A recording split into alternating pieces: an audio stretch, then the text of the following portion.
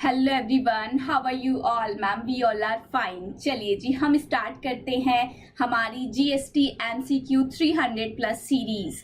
ये सीरीज का हम एक लेक्चर ऑलरेडी कर चुके हैं। आज हमारा लेक्चर नंबर 2 होगा। लेक्चर नंबर 1 में हमने सिर्फ इंट्रोडक्शन किया था, इंट्रोडक्शन आपको दिया था, आपको बताया गया था आपको क्या पढ़ने को मिलेगा, कैसे पढ़ना है, कब पढ़ना है, और थोड़ा सा आपको होमवर्क दिया गया था। वो मैं जानती हूँ शायद कोई बच्चा करके आया होगा, शायद कोई बच्चा नहीं करके आया होगा। तो जो करके आए हैं वो अपने लिए एक बार क्लैपिंग कर लो, पर जो नहीं करके आए वो टेंशन मत लेना। अब जब नहीं करके आए तो कोई बात नहीं, अब यहाँ पर पढ़ लो। चलो हम स्टार्ट करते हैं हमारा सप्लाई चैप्टर के एमसीक्यूज। सप्लाई चैप्टर के एमसीक्यूज में मैं आपको बता दूं 2 से 3 एमसीक्यूज हम बहुत इजी यहाँ पर डिस्कस करेंगे, बहुत इजी डिस्कस करेंगे। क्यों? क्योंकि 2 से 3 एमसीक्यूज में मैं आपको सप्लाई चैप्टर की जितनी भी सेक्शन नंबर 7, 8 के बारे में नॉलेज है वो पूरी दे दूंगी 2 से 3 मिनट में। उसके बाद हम बड़े बड़े एमसीक्यूज करेंगे, केस स्टडी बेस्ड एमसीक्यूज करेंगे। चलिए जी, आ जाइए। सबसे पहले फर्स्ट एमसीक्यू आप सबका वेलकम करता है। फर्स्ट एमसीक्यू क्या है देखिए, specifies the activities to be treated as a supply even if made without consideration। मतलब कि अगर आपने विदाउट कंसिडरेशन ट्रांजैक्शन कर रखी है, ट्रांजैक्शन आपने फ्री ऑफ कॉस्ट कर रखी है, क्या स्टिल उस ट्रांजैक्शन को सप्लाई बोला जाता है? हाँ मैम, कुछ याद आ रहा है हमको। फ्री ऑफ कॉस्ट वाली ट्रांजैक्शन को ना कहीं तो सप्लाई बोलते थे। क्वेश्चन में यही लिखा है कि कहां पर ऐसा लिखा है कि फ्री ऑफ कॉस्ट वाली ट्रांजैक्शन को सप्लाई बोला जाएगा। चलो तो मेरी बात ध्यान से सुनो। आप सब जानते हो सप्लाई का सेक्शन नंबर होता है 7। सप्लाई का सेक्शन नंबर होता है 7। हालांकि 1 सेकेंड का आंसर है, आप सबको आता भी होगा, बट स्टिल मेरा कराने का थोड़ा तरीका अलग रहेगा। मैं आपको पूरा का पूरा सार देना चाहती हूँ। सप्लाई का सेक्शन नंबर होता है 7 के अंदर बताइए कितने शेड्यूल होते हैं? जल्दी से मैसेज कीजिए मैम। 3 शेड्यूल होते हैं, 1, 2 एंड 3। फर्स्ट शेड्यूल क्या बताता है मैम? फर्स्ट शेड्यूल ही तो हमको बताता है वो वाली ट्रांजैक्शन जो कि फ्री ऑफ कॉस्ट हुई है, फ्री ऑफ कॉस्ट हुई है, स्टिल उन वाली ट्रांजैक्शन को सप्लाई बोला जाएगा और उन वाली ट्रांजैक्शन पर जीएसटी लगेगा। कौन कौन सी ट्रांजैक्शन होती है मैम? याद कराया था आपने, आरबीआई का एजेंट करके। आर बोले तो रिलेटेड पार्टी और डीम्ड डिस्ट्रिक्ट के बीच में होने वाली ट्रांजैक्शन। बी बोले तो बिजनेस एसेट जिसका परमानेंट ट्रांसफर हो चुका है और जिसका आईटीसी आप क्या कर चुके हो? आईटीसी आप सब क्लेम कर चुके हो। अगर कोई ऐसी एसेट है जिसका परमानेंट ट्रांसफर आप कर रहे हो और आप उसका आईटीसी क्लेम कर चुके हो, तो अब उसको क्या बोला जाएगा? अब उसको सप्लाई बोला जाएगा। और बताइए आरबीआई, आई बोले तो आपने इंपोर्ट किया है सर्विसेज का, अपने किसी रिलेटिव या फिर किसी ब्रांच से इंपोर्ट किया है, और इंपोर्ट आपने किया है फ्री ऑफ कॉस्ट और इंपोर्ट आपने किया है बिजनेस के लिए, तो उस केस में क्या होगा? इस ट्रांजैक्शन को भी, फ्री ऑफ कॉस्ट वाली ट्रांजैक्शन को भी सप्लाई बोला जाएगा और जीएसटी लगाया जाएगा।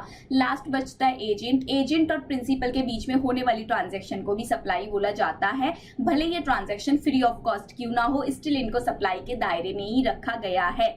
शेड्यूल 2 क्या बताता है? शेड्यूल 2 मैम बताता है, ये डाउट को दूर करता है, कौन सी चीज गुड्स बनेगी, कौन सी चीज सर्विस बनेगी, उसके बारे में शेड्यूल 2 में लिखा हुआ है। शेड्यूल 3 क्या बताता है? शेड्यूल 3 बताता है कि कौन सी चीज ना तो गुड्स है, कौन सी चीज ना तो सर्विस है। मतलब कि वो कुछ भी नहीं है, वो जीएसटी की दुनिया से ही बाहर उठा दी गई है। तो उसके बारे में बताया गया है शेड्यूल नंबर 3 में, जो मैंने आपको याद कराया था इमेजिक करके।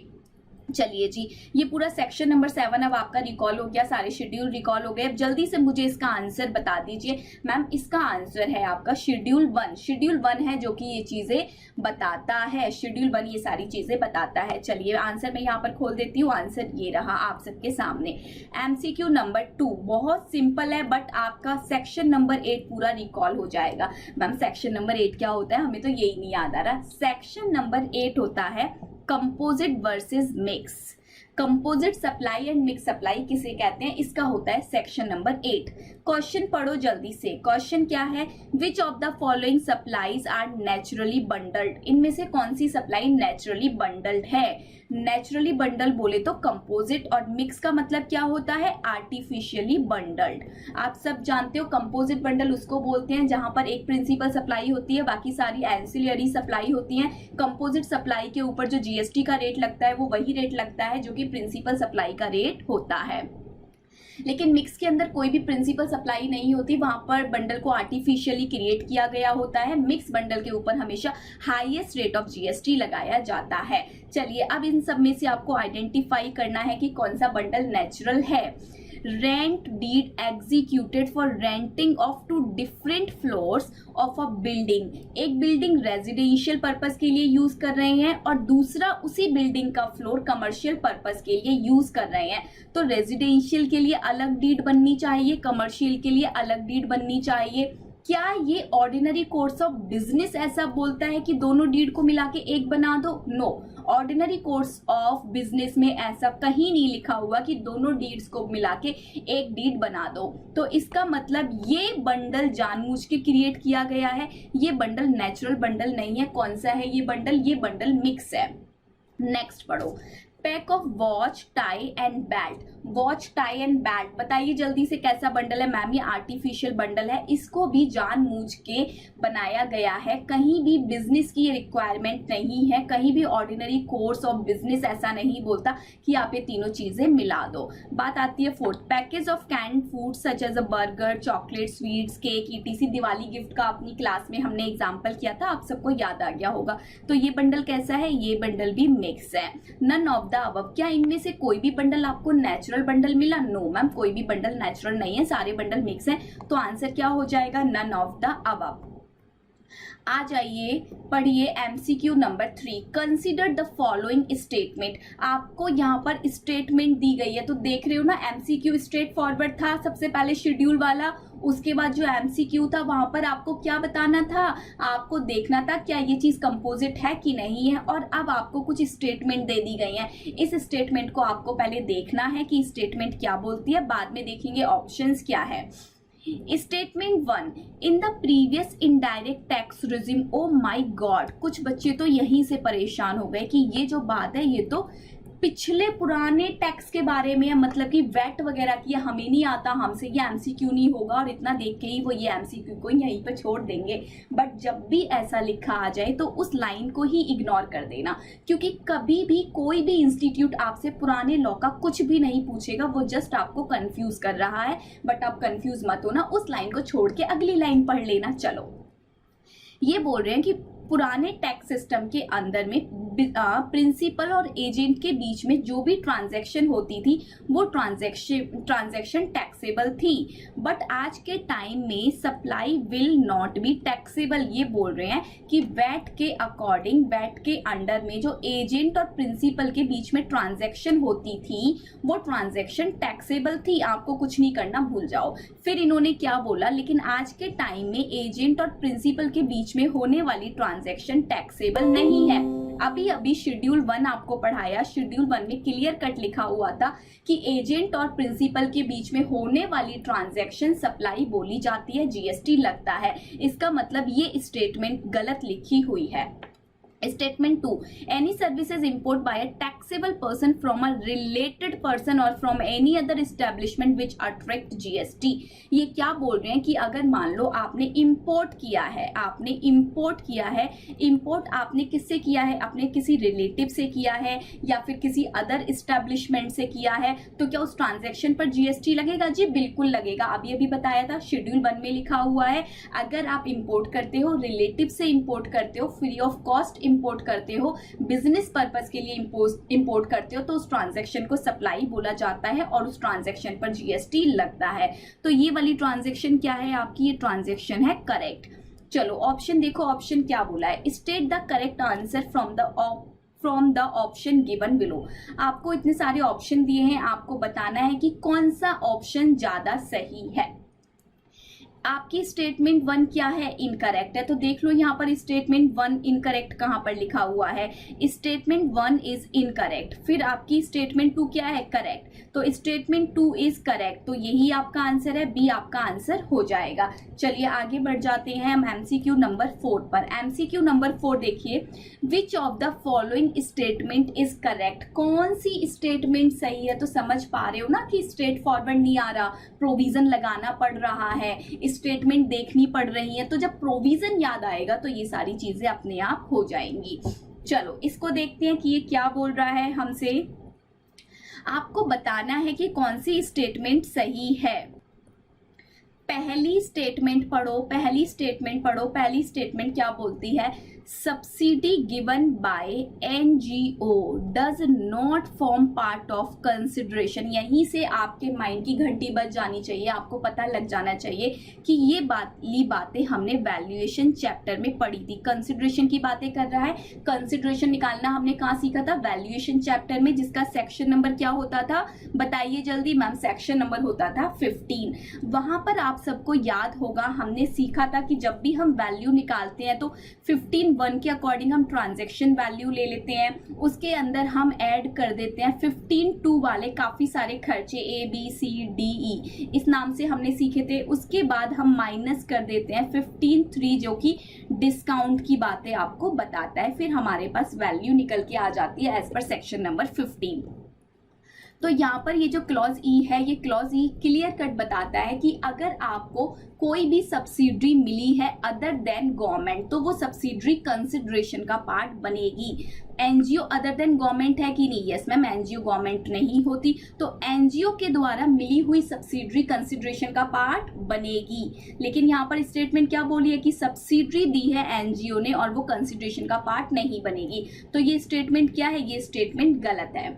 Next point number 2, sale of goods और services even as a vocation, vocation, business, profession, इसके तहत अगर आप गुड्स और सर्विसेज देते हो तो उन पर जीएसटी लगता है क्या, यस मैम उन पर जीएसटी लगता है, ये स्टेटमेंट सही है।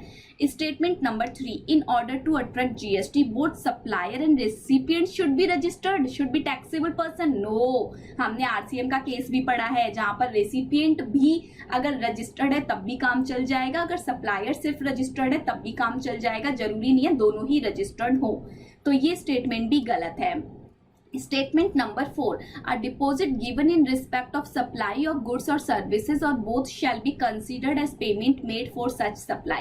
ये बोल रहे हैं कि मान लो जो रेसिपिएंट है, रेसिपिएंट ने सप्लायर को कुछ डिपॉजिट दे रखा है, क्या वो डिपॉजिट सप्लायर पेमेंट के लिए यूज कर सकता है, सिर्फ तभी यूज करेगा जब सप्लायर इस चीज की परमिशन दे दे, जब सप्लायर खुद से बोले कि हाँ मैं इस डिपॉजिट वाले अमाउंट को पेमेंट के लिए यूज कर रहा हूं, तभी ये वाला डिपॉजिट पेमेंट माना जाएगा, अदरवाइज नहीं। ये बात कहां पर मैंने आपको सिखाई थी, जब कंसिडरेशन की डेफिनेशन पढ़ाई थी, वहां पर ये बात लिखी हुई है। तो ये स्टेटमेंट भी गलत है क्योंकि यहाँ पर क्या लिखा है, सिर्फ डिपॉजिट होना ही पेमेंट नहीं बन जाएगा, डिपॉजिट पेमेंट तब बनेगा जब उस चीज पर सप्लायर अपनी परमिशन दे देगा। Point number 5, amount paid by employer to employ for premature termination. Employer employ की बातें आ रही हैं, जीएसटी नहीं लगता, लेकिन ये क्या बोल रहे हैं कि एम्प्लॉयर एम्प्लॉय के बीच में जो भी प्री मैच्योर टर्मिनेशन दिया गया है उस पर जीएसटी लगेगा। No, never at all. आप सबको मैंने बताया था सैलरी के ऊपर कभी भी जीएसटी नहीं लगता। Point number 6, services provided by a casual worker to employer. Casual worker ने एम्प्लॉयर को सर्विस दी तो एम्प्लॉयर बदले में क्या देगा, सैलरी देगा, उस पर भी जीएसटी नहीं लगेगा। लेकिन इन्होंने बोला है कि इस ट्रांजैक्शन को भी सप्लाई माना जाएगा, तो ये स्टेटमेंट क्या है, ये स्टेटमेंट भी गलत है, यानी कि सिर्फ पॉइंट नंबर 2 वाली स्टेटमेंट सही है। सिलेक्ट द करेक्ट आंसर, बताइए इनमें से कौन सा आंसर सही है। क्या ये सारी स्टेटमेंट सही थी, नो, सिर्फ और सिर्फ स्टेटमेंट नंबर बी सही है, तो यही हमारा सही आंसर होगा। एमसीक्यू नंबर 5, एमसीक्यू नंबर 5 एक केस स्टडी बेस्ड एमसीक्यू है। पहले मैं आपको ये पूरा केस स्टडी पढ़ाऊंगी, इसको समझाऊंगी।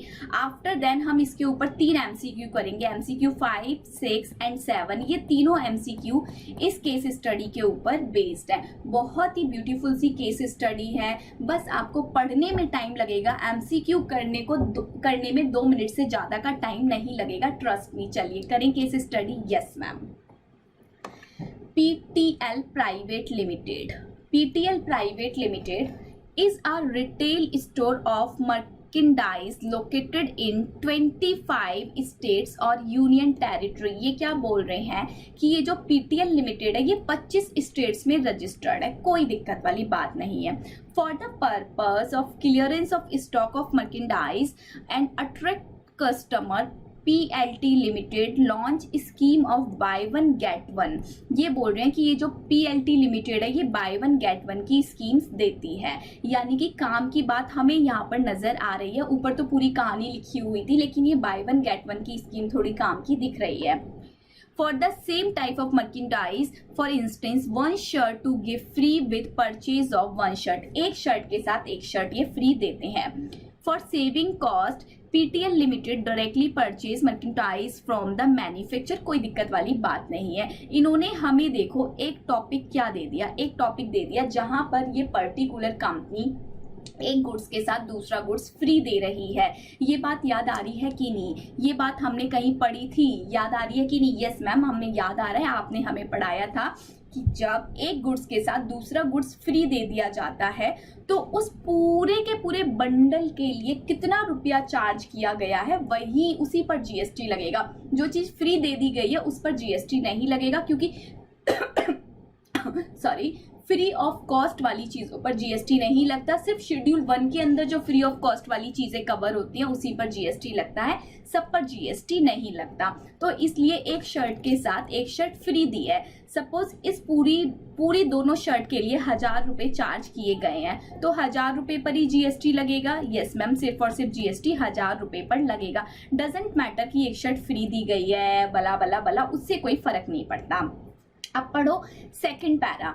In the month of May, in order to save employee cost, PTL Private Limited purchased a tempo traveler worth ₹12 lakh with sitting capacity of 25% including driver for transportation of its employee। ये बोल रहे हैं कि PTL limited ने क्या किया? PTL limited ने tempo traveller खरीद लिया 12 लाख रुपए का, जिस टेम्पो ट्रैवलर की सिटिंग कैपेसिटी थी 25%, जिसमें ड्राइवर भी बैठ के जाएगा, कोई दिक्कत वाली बात नहीं है, और ये ड्राइवर भी 25% के बीच में ही काउंट होगा।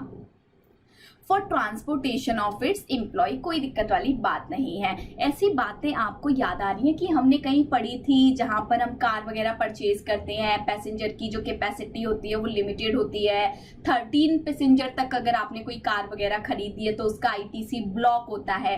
तो यहाँ पर बेसिकली सेक्शन नंबर 17 की ओर थोड़ा थोड़ा इशारा कर रहे हैं, हम इस चीज को मार्क कर लेते हैं। ठीक है, आगे पढ़ते हैं। फिर इन्होंने क्या बोला? Further, for ensuring the well being of its employee, company ने क्या किया?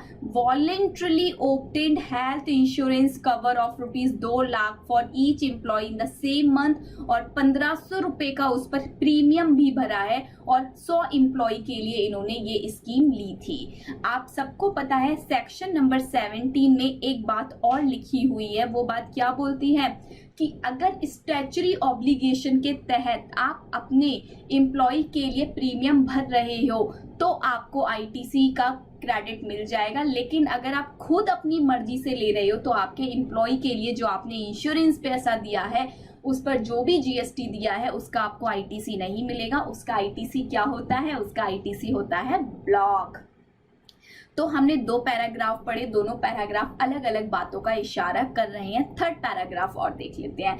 In the month of July, mister Raghav, a customer of a company, filed a law suit in the court. O my God, इन्होंने क्या किया? एक customer ने company के against एक केस फाइल कर दिया।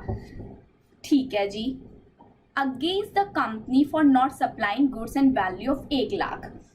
इन्होंने कहा कस्टमर ने कि कंपनी से हमने कॉन्ट्रैक्ट किया था, कंपनी हमको गुड्स और सर्विसेज देने वाली थी 1,00,000 रुपए के, बट कंपनी देने से मुकर गई। ये कस्टमर ने आरोप लगाया है कंपनी के ऊपर और इसी बात पर कोर्ट में जाके एक केस फाइल कर दिया है।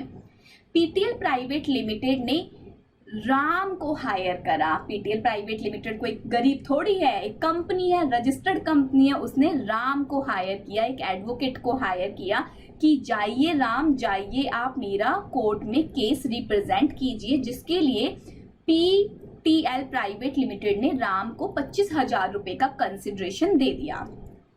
As per the term of contract, Mr. Ram issued an invoice. Mr. Ram ने invoice issue कर दिया. However, consideration was not paid till February. यहाँ पर आपको थोड़ा थोड़ा बात समझ आ जाना चाहिए कि ये एक रजिस्टर्ड कंपनी है और मिस्टर राम है और एडवोकेट की बातें चल रही हैं। मतलब कि कहीं ना कहीं हो सकता है ये हमको आरसीएम वाले टॉपिक की ओर ले जाना चाह रहे हो, क्योंकि हमने वही पढ़ा है या फिर हमने एग्जामिनेशन चैप्टर में थोड़ी सी एडवोकेट से रिलेटेड बातें पढ़ी हैं। चलो देख लेंगे, बाकी हमने पैराग्राफ तो पढ़ लिए। पहला paragraph bye one get one के लिए है, दूसरा पैराग्राफ टेम्पो परचेज किया है और इंश्योरेंस लिया है वो वाली बातें करता है, तीसरा पैराग्राफ एडवोकेट की सर्विसेज की बातें कर रहा है। फिर इन्होंने नीचे आपको बता दिया कि सीजीएसटी का रेट ये है, एसजीएसटी का रेट ये है और टेम्पो ट्रैवलर पर सीजीएसटी एसजीएसटी का रेट ये है और ये जितनी भी ट्रांजैक्शन हुई है सारी इंट्रा स्टेट ट्रांजैक्शन है। In relation to above the following question का आंसर दीजिए। पूरी केस स्टडी पढ़ ली। कितनी घूमी हुई थी case study? Case study ma'am घूमी हुई थी, बट हमने देखा कि 3 पैरा में 3 सिंपल बातें बोल रखी थी और उनको हमने अलग अलग से आइडेंटिफाई कर लिया। अब बिलीव मी, जितना टाइम केस स्टडी को पढ़ने में लगा उसके हाफ से हाफ टाइम में आप इसके तीनों एमसीक्यू सॉल्व कर जाओगे। चलो आ जाइए। एमसीक्यू नंबर 5 केस स्टडी से ही रिलेटेड है, पढ़ते हैं। With respect to buy one get one offer, which of the following statement is true? इन्होंने कहा buy one get one offer हुआ है, no doubt, एक शर्ट के साथ एक शर्ट फ्री गई है, बट बताओ इनमें से कौन सी वाली कंडीशन सही है, कौन सी वाली स्टेटमेंट सही है। पढ़ो। It will not be considered as supply at all since no consideration is involved in one of the item। अच्छा, एक शर्ट के साथ एक शर्ट फ्री दी है, क्या इसकी वजह से हम पूरी ट्रांजैक्शन को बोलें कि पूरी ट्रांजैक्शन सप्लाई नहीं है? नो मैम, ये तो बिल्कुल गलत हो जाएगा। जो फ्री दी है वो एफओसी है, वो सप्लाई नहीं है, बट इस पूरे बंडल के लिए जो पैसा चार्ज किया जा रहा है वो ट्रांजैक्शन सप्लाई है, उस ट्रांजैक्शन पर जीएसटी लगेगा। पॉइंट नंबर बी देखो, पॉइंट नंबर ए तो आपको पता है ये स्टेटमेंट गलत है। Supply of item for which consideration is charged is a supply under section 7। अब तक ये सही बोल रहे हैं, ये बोल रहे हैं कि जब भी आप कंसिडरेशन चार्ज करते हो तो उसको सप्लाई बोला जाता है। While supply of other item supplied free of cost is not a supply। ये बोल रहे हैं कि ये वाली जो एक ट्रांजैक्शन के है इसके लिए आपने पैसा चार्ज किया, इसको सप्लाई बोला जाएगा, बट ये जो दूसरी वाली शर्ट है आपने उसके लिए कुछ भी चार्ज नहीं किया, उसको सप्लाई नहीं बोला जाएगा। बताइए सही है कि नहीं? हाँ मैम, अब तक तो हमें ये सही लग रही है। हाँ, अब तक हमें ये सही लग रही है, हम बी को हाईलाइट कर लेते हैं, बट हमको ढूंढना है ज्यादा सही कौन सी है। अभी हम सारी पढ़ेंगे, क्या पता हमें कोई इसके आगे और क्लैरिफिकेशन के साथ मिल जाए, मतलब कि ये बात तो लिखी ही हो, इसके साथ और भी आगे का प्रोविजन लिखा हो तो ज्यादा सही वो वाली बात हो जाएगी ना। तो हमको देखना होगा कि ज्यादा सही कौन सी है। पॉइंट नंबर सी देखो, these are two individual supply. यहाँ पर 2 इंडिविजुअल सप्लाईज हो रही हैं। Where a single price is charged for the entire supply, single price is charged same always be mixed supply. ये बोल रहे हैं कि ये 2 सप्लाई हो रही हैं, 2 सप्लाई के लिए एक सिंगल प्राइस चार्ज किया गया है, तो इसको हमेशा मिक्स बोला जाएगा। क्या इसको हमेशा मिक्स बोलते हैं? नो मैम, जब भी बंडल में सप्लाई होती है तो या तो वो कंपोजिट होती है या फिर वो मिक्स होती है, पर वो हमेशा मिक्स नहीं होती। तो ये वाली स्टेटमेंट भी गलत है, ये वाली स्टेटमेंट भी गलत है। लास्ट स्टेटमेंट पढ़ो, these are two individual supply. सही बात है, दोनों अपने आप में इंडिविजुअल सप्लाई हैं जिनके लिए एक सिंगल प्राइस चार्ज किया गया है। इनकी टैक्सेबिलिटी डिपेंड करेगी क्या ये कंपोजिट बंडल है या फिर मिक्स। बताइए बी ज्यादा सही है या डी ज्यादा सही है। बी क्या बोल रहा है, बी बोल रहा है कि इसमें से एक सप्लाई है दूसरी सप्लाई नहीं है। लेकिन ये वाला पॉइंट क्या बोल रहा है कि यहाँ पर एक सप्लाई है दूसरी सप्लाई नहीं है, कोई डाउट नहीं है, लेकिन ये पूरा एक बंडल है जिसके अंदर दो ट्रांजैक्शन है।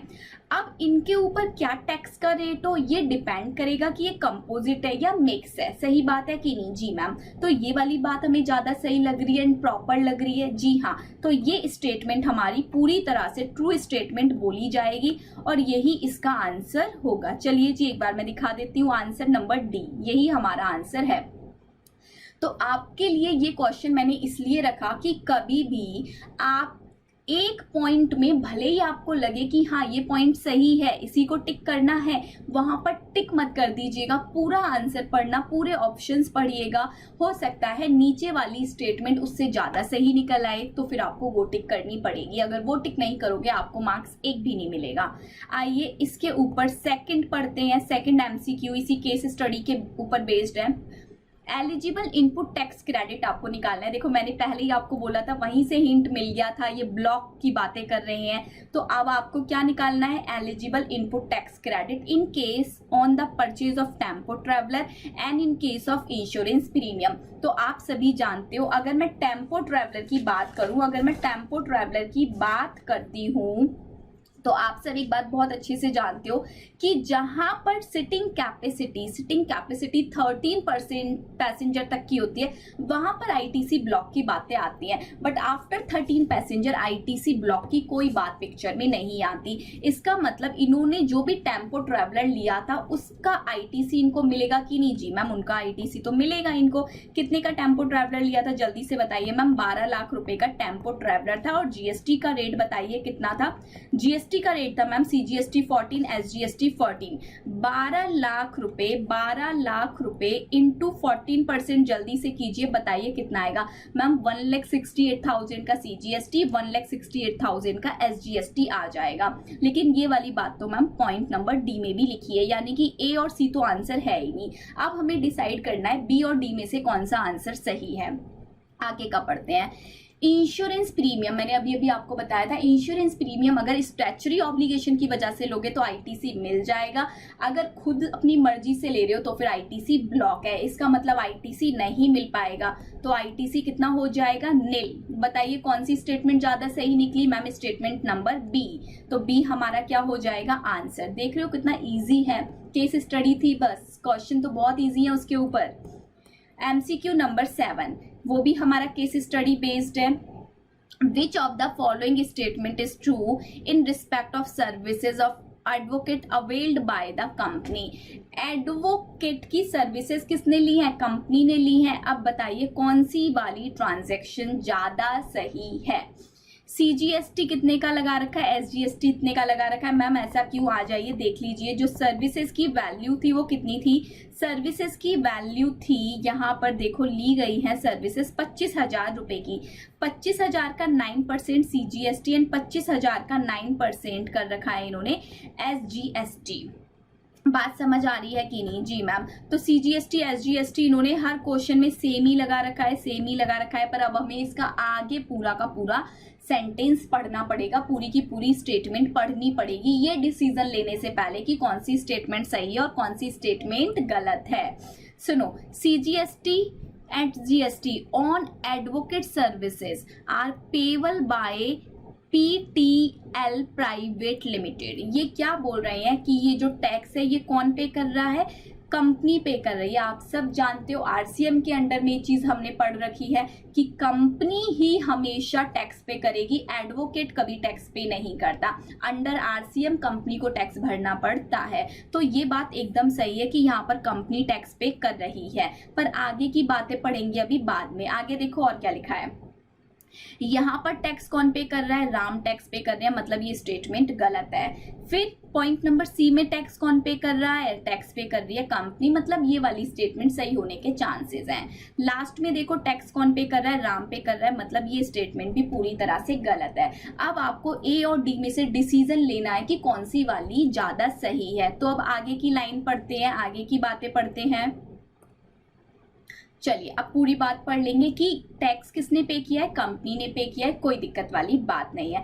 फिर इन्होंने बोला है कि ITC availed thereon is to be added to its इट्स output tax liability with interest as consideration along with taxes not paid within 180 days of the issuance of invoice। ये क्या बोल रहे हैं, ये बोल रहे हैं कि मान लो ये जो कंपनी है, कंपनी ने अगर एडवोकेट को पेमेंट नहीं किया with tax with in 180 days में, अगर कंपनी ने पेमेंट नहीं किया, टैक्स की पेमेंट गवर्नमेंट को नहीं की और एडवोकेट की पेमेंट एडवोकेट को नहीं की 180 दिन के अंदर, तो जो भी ITC इस कंपनी ने अवेल किया है वो पूरा का पूरा ITC इनकी आउटपुट टैक्स लाइबिलिटी में एड बैक कर दिया जाएगा। आप सभी जानते हो सेक्शन नंबर 16 के अंडर में हमने काफी सारी कंडीशन पढ़ी थी ITC को अवेल करने की।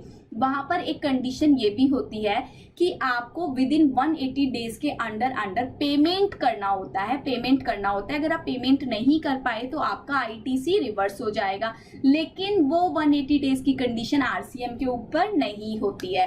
तो यहाँ पर ये बात तो पूरी तरह से गलत हो गई, ITC रिवर्स नहीं होगा। क्यों? क्योंकि ये तो RCM का केस है। अब पढ़ते हैं पॉइंट नंबर सी।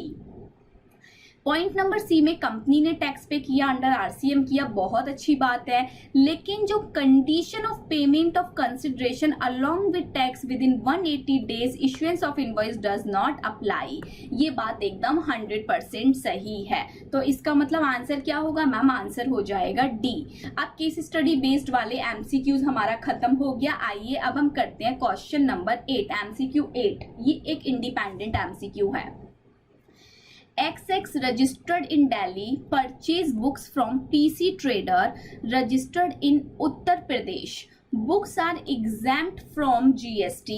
अच्छा ये वाला है RCM का। अभी RCM का हम डील नहीं कर रहे, RCM में आज आपको रिवाइज करने दूंगी, नेक्स्ट क्लास में हम RCM को डिस्कस करेंगे। वो MCQ आज हम डिस्कस नहीं करेंगे क्योंकि अभी आप उसको लिंक नहीं कर पाओगे, रट्टाफिकेशन नहीं कराना चाहती हूँ, नेक्स्ट क्लास में उसको डिस्कस करेंगे। Which is not considered as supply under GST law. इनमें से किसको सप्लाई नहीं बोला जाएगा अंडर GST लॉ? चलिए बताइए। Stock transfer from one establishment in Delhi to another establishment in Gurgaon Haryana registered under same PAN. ये बोल रहे हैं कि दो एस्टेब्लिशमेंट हैं, एक एस्टेब्लिशमेंट कहाँ पर है? दिल्ली में है, एक है हरियाणा में। तो आप सब जानते हो डिफरेंट स्टेट में रजिस्ट्रेशन मैंडेटरी होता है, और ये बोल भी रहे हैं कि ये दोनों एक ही पैन पर डिफरेंट स्टेट में रजिस्टर्ड है। इसका मतलब ये दोनों क्या है? डीम्ड डिस्ट्रिक्ट है। डीम्ड डिस्ट्रिक्ट के बीच में होने वाली ट्रांजैक्शन भी सप्लाई बोली जाती है, तो यानी कि ये ट्रांजैक्शन सप्लाई है। Next, CA Ram supply accounting services to CA Radha in lieu of taxation services receive from CA Radha. Ram ने सर्विस राधा को दी, राधा ने सर्विस राम को दी। इसका मतलब यहाँ पर क्या हो रहा है? बर्टर हो रहा है। तो ये ट्रांजैक्शन भी सप्लाई है, क्योंकि मैंने आपको पढ़ाया था बर्टर और सेल करना, रेंट पर देना, लाइसेंस पर देना, डिस्पोजल पर डिस्पोज करना, ये सारी चीजें सप्लाई की डेफिनेशन में कवर हो जाती हैं। Point number C, a health club supply lunch to its member for its annual meeting against a nominal charge. जहां पर पैसे की बात आ रही है वो ट्रांजैक्शन तो सप्लाई ऑब्वियसली है, 100% है, उसमें तो हमें सोचना ही नहीं है। तो यानी कि ये भी सप्लाई है। इसका मतलब हम लास्ट वाला ही सप्लाई नहीं होगा। चलो पढ़ के देख लेते हैं। Mister is sales flat, oh my God, यहीं से पॉइंट पकड़ में आ गया। ये सेल कर रहे हैं फ्लैट को, और उस फ्लैट का कंप्लीशन सर्टिफिकेट ऑलरेडी इश्यू हो चुका है। इसका मतलब वो कंप्लीटेड फ्लैट, और कंप्लीटेड फ्लैट को सेल करना सप्लाई नहीं माना जाता, ये आप सब जानते हो। तो इसका मतलब point number D is not a supply. आ जाइए आगे देखते हैं क्या हमारा कोई और MCQ रहता है। MCQ नंबर 10 हम नेक्स्ट क्लास में करेंगे। ये RCM से रिलेटेड MCQ है। MCQ नंबर 11 पर आ जाइए। Which of the following activities shall treated neither as a supply of goods nor as a supply of service? जल्दी से बताइए। शेड्यूल नंबर शेड्यूल नंबर 3 में काफी सारी बातें लिखी थी ई मैजिक की, एम्प्लॉयर एम्प्लॉय के बीच में होने वाली ट्रांजैक्शन, मॉर्चरी रिलेटेड सर्विसेज, अगर किसी बीमार बंदे का ट्रांसपोर्टेशन करना हो वो वाली सर्विसेज, इमूवेबल प्रॉपर्टी को सेल कर रहे हो जो कि फुल्ली कंस्ट्रक्टेड है उसके बारे में भी यहाँ पर कवर किया गया था। गवर्नमेंट एम्प्लॉय की चीजें यहाँ पर कवर की गई थी। 3 ऐसी ट्रांजैक्शन कवर की गई थी जो कि हाई सी सेल से रिलेटेड होती हैं। चलो पढ़ते हैं। Permanent transfer of business assets where input tax credit has been availed on such asset. ये तो सप्लाई है, ये तो सप्लाई है। शेड्यूल 1 बोलता है ये तो सप्लाई है। Point number 2, temporary transfer of intellectual property right, ये भी सप्लाई है। Point number 3, transportation of diseased, O my God, बीमार पर्सन का ट्रांसपोर्टेशन करना सप्लाई में कवर नहीं किया जाता। इसके ऊपर जो भी चार्जेस बनते हैं उन चार्जेस पर जीएसटी नहीं लगता। एम्बुलेंस वगैरह की सर्विसेज पर जीएसटी नहीं लगता। 4, services by an employee to employer, आप सब जानते हो ये भी सप्लाई की डेफिनेशन से पूरी तरह से बाहर है। शेड्यूल 3 इन चीजों को बाहर कर देता है। तो point number 3 and point number 4 आपका सही आंसर है। आप देखते हैं MCQ number 12। MH Hussain a famous painter, Delhi में रहते हैं। कोई एक पेंटर है, ये पेंटर कहाँ पर रहते हैं? दिल्ली में रहते हैं। ये क्या कर रहे हैं? अपना लेटेस्ट आर्ट वर्क भेज रहे हैं इंडियन क्लासिक गैलरी को। ये गैलरी को आर्ट वर्क देखो सिर्फ भेज रहे हैं, बेच नहीं रहे, ये सिर्फ गैलरी में अपना आर्ट वर्क भेज रहे हैं फॉर एग्जीबिशन के लिए। However, no consideration has been flow from Indian Classic Gallery to M.H. Hussain when the artwork is sent to gallery for exhibition. M.H. Hussain is in dilemma whether GST is payable on said transfer of artwork. What would be your advice on the same? आपसे advice मांग रहे हैं, जल्दी से इन्हें answer कर दो। ये बोल रहे हैं कि M.H. Hussain अगर अपना गैलरी में पेंटिंग भेज रहे हैं, आर्ट वर्क भेज रहे हैं, बताओ वो सप्लाई होगी कि नहीं? नो मैम, ये सप्लाई नहीं होगी। लेकिन जब गैलरी से पेंटिंग आर्ट वर्क बेचा जाएगा तब ये ट्रांजैक्शन सप्लाई बन जाएगी। जीएसटी इज पेएबल, क्या जीएसटी पे होगा? नो मैम, जीएसटी पे नहीं होगा। तो शुरू के 2 तो वैसे ही काट दो। अब लास्ट के 2 में से देख लेते हैं। GST is not payable same as exempt, नहीं जी नहीं, बिल्कुल भी नहीं है। कोई एग्जाम्प्ट नहीं है, ऐसा तो कहीं नहीं लिखा। ये तो टैक्सेबल है, बट टैक्सेबल कब होगी? जब ये गैलरी से कस्टमर को सेल कर दी जाएगी। Point number D, GST is not payable as same does not amount to supply. तो सप्लाई ही नहीं है। सप्लाई ये कब बनेगी? जब ये गैलरी से कस्टमर को सेल कर दी जाएगी। चलिए, आई होप आपको ये वाले आज के टॉपिक के सभी एमसीक्यूज क्लियर हो गए होंगे। आज का कॉन्सेप्चुअल एरिया आपको पूरी तरह क्लियर हुआ होगा। एक होमवर्क दे रही हूँ, नेक्स्ट क्लास में आरसीएम के टॉपिक को एक बार देख के आइएगा। पॉकेट समरी क्लास पड़ी हुई है यूट्यूब पे, वहां से भी रिवाइज कर सकते हो। वहां से 30 मिनट में पूरा आरसीएम रिवाइज हो जाएगा। Bye bye, take care, God bless you. मिलते हैं नेक्स्ट क्लास में।